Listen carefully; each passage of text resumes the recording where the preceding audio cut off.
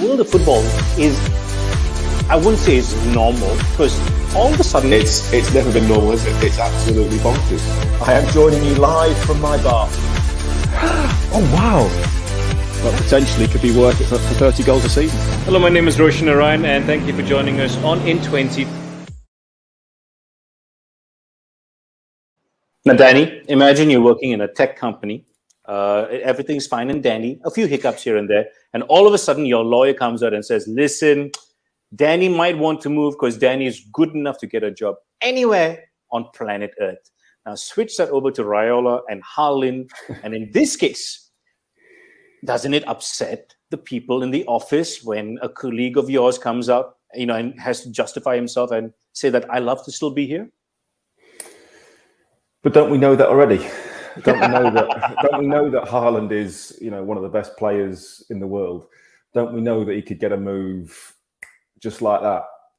Same with Mbappe. If they want to leave, they can leave. Depends how much money they want, don't they? At the other end. So I think that's normal. It doesn't matter what walk of life you work in or live in. If someone's amazing, you know that they've got a much better chance of getting another job than you have. But isn't it about respect? Yeah, okay, fine, fair enough. There's always been links. Sergio Ramos always was linked to Manchester United, but you always knew that it was his way of just getting a better contract at Real Madrid. And you've heard about players in the past being linked to other clubs. But when an agent comes out, and the same agent, Paul Pogba and some other players, when the same guy keeps coming out and keeps doing this, as a football club, would you want to work with him, knowing full well that this guy will definitely be a problem in the future? As you said there, I think that's the difference. Whether the players aren't really bothered. Football clubs may well be. It's maybe a little bit more disruptive to them. And when they start throwing out other sums of money, that's probably when other agents and other players go, oh, hang on a minute, why is he earning 3, 4, 5 times as much as me? Is he really earning that? And that's always the problem. There's a lot of smoke screens in football. There's a lot of bull, if we're honest. People make things up. There are a lot of stories go around where there's arms and legs added on, false noses, false tashes, glasses, whatever. The truth is quite uncommon, I guess, in changing rooms. People exaggerate what they're earning all the time to give themselves an ego boost. Agents will do exactly the same thing. If you're one of the best players in the world, would you want Raiola to represent you? Yeah. Probably yes is the answer, because he's going to get you the best deal, the most money. Is he concerned about you as a person? Probably not. But once you've got to that stage of being represented by a super agent, and obviously we're talking about Raiola at this stage, then you don't really have to worry about that too much anymore, because you can pick and choose the best clubs in the world. This is not a League One player. Do I go to another League One club, or do I step down at a little bit less money for maybe a season or so and drop into League Two to then maybe come back? That's about the development of the player and the pathway. When you're talking about these superstars and some of the best players in the world, it's quite a simple decision, really. It's just where you want to go and who's going to pay you the most money. See, as a football fan, and if you're supporting a club, that's the last thing you want to hear, because, in your mind and in your heart, you're like, oh, this guy's going to come and represent the badge, the club, the community. The problem is, Ray, it's the truth, isn't it? People want to hear the truth until they hear the truth, and then they no longer want to hear the truth. And that's what, it's a business. Gone are the days, of Gerrard staying at Liverpool is virtually his whole career until the very, very end. Jamie Carragher doing the same, Paul Scholes. It doesn't happen anymore. Clubs are not loyal to players. Let's remember that loyalty has to go both ways, and there isn't. When the club thinks you're done and dusted, you're out the door. Simple as that. They're not concerned. So why should players be overly concerned about the club? The fans is a different part of it, but you have to remember, although the club is the fans, the player isn't necessarily playing for the fans. He's playing for the club, and that's a huge difference. Very good point. Let's talk about Raiola just a bit. I remember reading Zlatan's book, and that's when I really took on, a little more interest in the man behind the scenes in Raiola. I mean, he was involved with, I think, a Dennis Bergkamp move many, many years ago, but more recently it's been with Zlatan, with Pogba. But apart from that, there's not many names associated with him and success. So what is it? Is it a myth? Is it just the fact that this guy is so self-centered? Actually, who is Raiola? Would you put him up there as one of the greatest agents ever, or is just this all smoke and mirrors? I think before Raiola, Pina Zahavi was involved. I think, obviously when Good shout. I think Roman Abramovich first took over at Chelsea, he was doing an awful lot of deals and involved in certain things. Look, whoever's got two or three of the biggest players is always going to be seen as the biggest super agent, whoever it might be. I guess, back in the day, was it Eric Hall with Gascoigne? It was that there's the player comes first, then the agent, whoever represents you. And let's be honest, it's not difficult. We could both represent Erling Haaland. We go to any, it's true. You go to any football club and you say, right, okay, we want £1 million a week. And then we'll get some lawyers to do the other little bits and pieces about, add-ons and this, that, and the other. It's fairly straightforward. It's fairly simple. But once you've had one or two of those deals, it's about who you can pick the phone up to and who you have gravitas with. If me and you pick the phone up to Real Madrid, they ain't going to answer. If Mino Raiola picks the phone up to Real Madrid, PSG, Man United, they're taking his call immediately because they know he's got something to offer. If not, he might have another player that's interested in. But if you're a young player, your agent also plays a part in your development as a player. Yeah, so therefore, Mino Raiola is not the agent for. Well, it's hard to use the word young because Erling Haaland is so young. I'm talking about a player coming through the system. There has to be values in place. And that's what I say, for these younger players, you have to pick the right agent that is going to look after your best interests in terms of your career long term. In the early days, and actually maybe look at what Haaland done, in his moves so far. It didn't go for that big move early on. He's done it in stages. So you have to say that has been progressed well.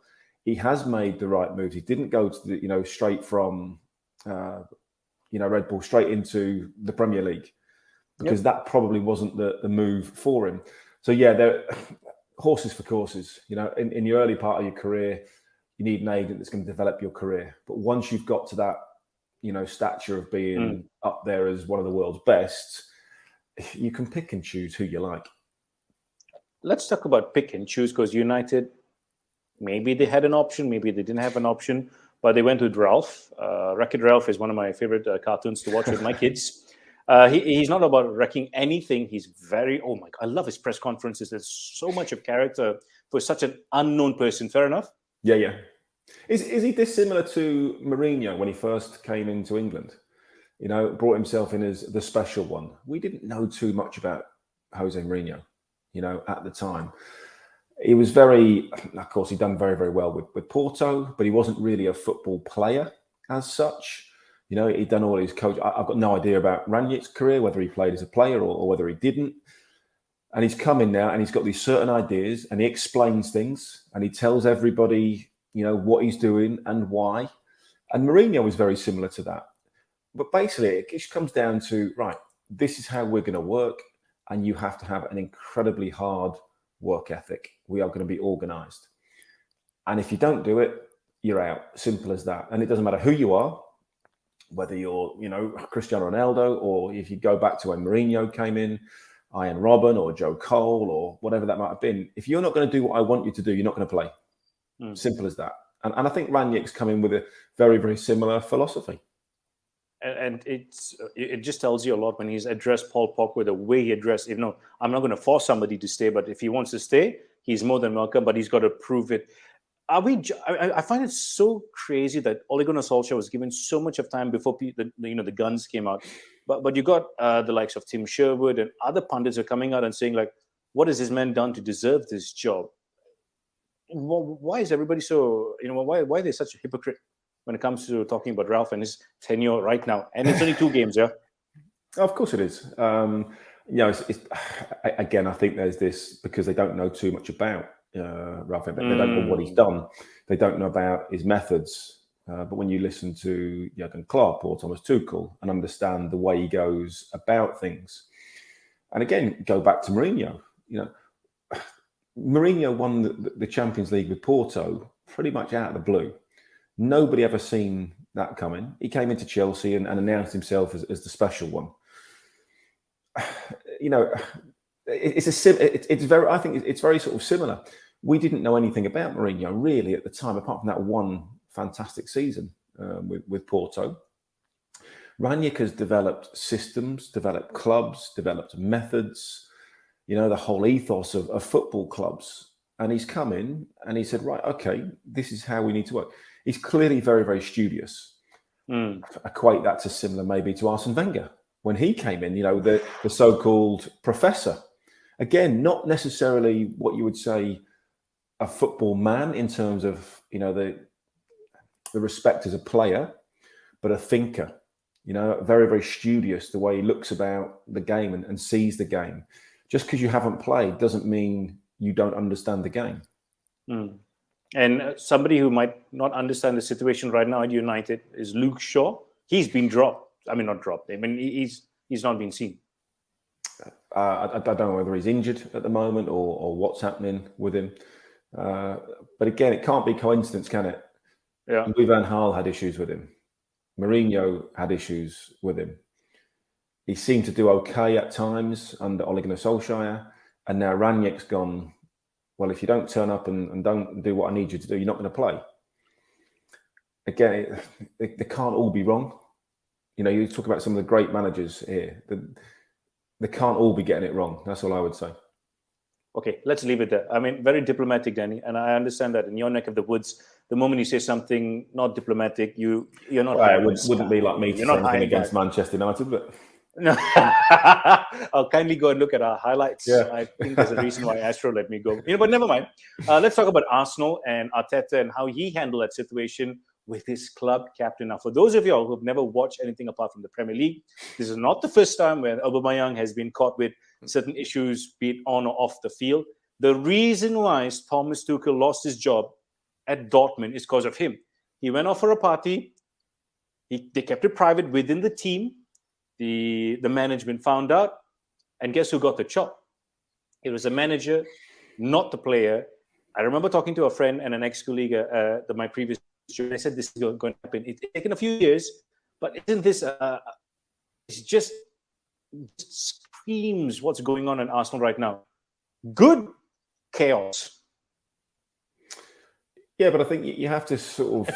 There was silence after that. Sorry, was I too? No, No, you have to understand. I think that Mikel Arteta is doing the right thing. He's doing what Mourinho would do with what RANGNICK's trying to do, and say no, he's in charge. But why would you mention it at a press conference before the match?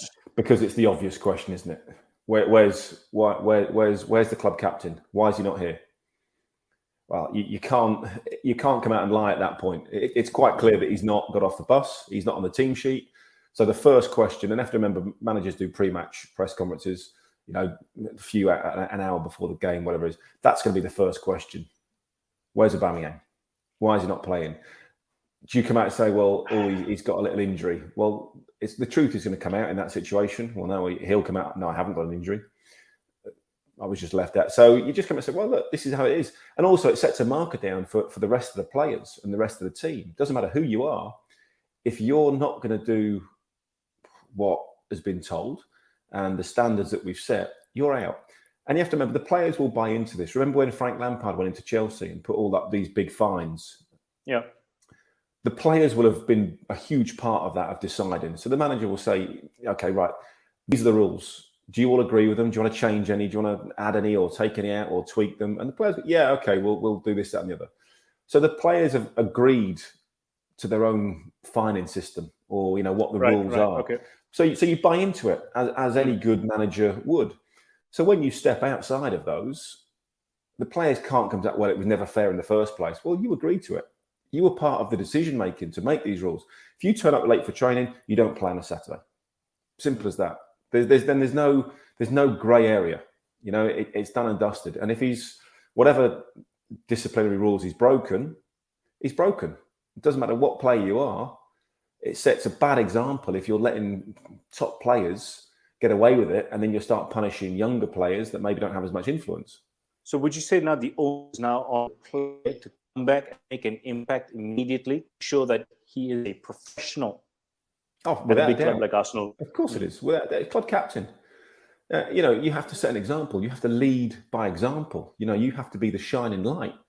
So if you're going to take the mickey and do whatever you do and keep breaking those disciplinary rules, why should you be different to anybody else? You know, how can you hold anybody else to account if you're breaking those rules? And then also that then goes onto the pitch. You know, players will be like, well, hang on a minute, you can't be telling me what to do because you're not doing what you're supposed to be doing. And that sets a bad example, and the rot sets in. And would you say at times that's the problem with the likes of Arsenal, and at times maybe United, certain senior players don't take accountability for their presence at the club to earn that paycheck? Strong leadership. You know, that's what, and that comes from the manager. So if people step out of line, you're out. Simple as that. You know, you don't play. You have to, from day one, say, right, these are the rules. If you break the rules, these are the consequences. We've all got it. You know, we've all done it with our kids. We all say, all right, you know, if you do this wrong, this is going to happen. And then we don't. You let them get away with it, and they go, oh, I'll get away with it next time because you didn't punish me. Or brothers and sisters go, well, he didn't get punished, so you can't punish me now. And all of a sudden, you've got huge problems.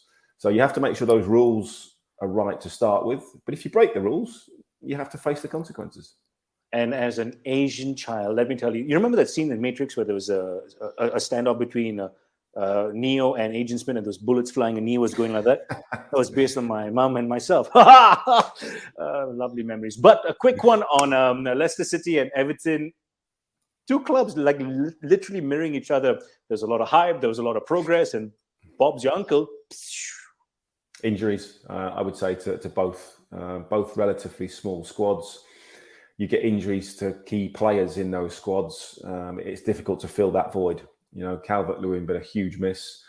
I think, you know, Decore and Allen were out for a little bit. Everton as well. Yerry Mina's not been in for some time. Same at Leicester. You know, some big injuries in some big positions defensively, midfield as well. It's been difficult for them. So these teams that are sort of on the cusp, that are sit probably between 5th and 10th, is where they're going to probably likely to finish. With smaller squads, if you lose 2 or 3 key players, it can be really damaging. And the problem right now for Everton, and say, for example, when Brendan Rodgers is the speculation, or will they be sacked? Will they be gone? You know, it's always there of late. And it's ridiculous, isn't it? Because who do you bring in to do a better job in that situation? Who is out there that is going to do a better job than Brendan Rodgers? He's got them, 5th last 2 seasons in the Premier League. So he's clearly a good coach. He's clearly a good manager for what he's done. People say, well, they fell away at the end. But you look at their budget compared to the rest of the teams. You look at the strength of their squad compared to the teams that finished above them. They've done incredibly well the last 2 seasons. So suddenly after 2 great seasons, because maybe you don't go to 4th, because you haven't spent anywhere near as much money as those other teams, does it suddenly mean you're a bad manager and you get rid of him? No. But we know what football's like. Sometimes it means yes. You know, it's football can be, you know, goes from the sublime to the ridiculous, isn't it? All right. I know the show is called In20 and we try to keep it at 20 minutes, but I'm going to talk about Rafa Benitez. And I'm not sure if you recognize this young man there, Danny. Maybe. Is this? The person I just showed you, the young man I just showed you, goes by the name of Stan Mills. And if you check out Danny Mills' Instagram account, I can tell you this: that are you his agent? No, I'm just a father and an advisor and a cracker of the whip. A cracker of the whip. Oh, you must be an Asian parent in your past life. I've seen some of his clips. I'm not going to get too excited. I know it's. Is it hard to be a former professional? Like, you know, you've had the highs of the highs in the Champions League with England, and you have your young boy coming along. You see these clips. He's got far more talent than you. Let's be very honest, without a shadow of a doubt. You've got far more talent than me, Roshan, to be fair. When I sleep like an angel until my No, baby wakes me up. it's I always watch. He's got talent. He's got a chance. He's been at Everton three and a half seasons now, and he's only just 18. He has an opportunity, but I'd maybe watch from a different perspective to most. It's about, this is what you want to do. Okay, then every game, let's look at it. Let's analyze it. How can you be better? What can you improve on? If you want to get to the very, very top, it's going to be about hard work, sacrifice, and dedication. Talent isn't enough, unfortunately. He dropped down sort of an age group into the youth team, which is his own age group. He's been playing up for the 23s for a lot of this season, which isn't easy. But there are lots of good young players out there. It really does come to how hard you're prepared to work, how much you're prepared to sacrifice. Because I always say to people, if you think about the Premier League, 20 squads of 25 people, 20 teams, that's 500 people in the squads over the course of a Premier League weekend. That's 250 players probably roundabout playing in the whole world of how many billion? It's very, very difficult to make it to the Premier League as a footballer, to play week in, week out. And I said it's not always about talent. A lot of it's about drive, desire, determination, and sacrifice. Has he ever nutmegged you? Not without consequences of maybe it hurting him. He has. I mean, he has. Just be honest. There's a limit, Roshan. There's a limit to what I will let my children do. Fortunately, I haven't been able to play. Yet. We haven't played in the back garden since he was maybe about 11 or 12. So yeah, not without me letting him do it, should we say? And if he does it now, it's the good old Mills elbow, yeah. Oh, without a shadow of a doubt. I love you. There's no VAR in my back garden. I love you, Dan. You're a good man. Thank you so much for being on the show. As always, all the highlights, including this one, will be on Instagram, Facebook, and Twitter page. Till the next time, take care.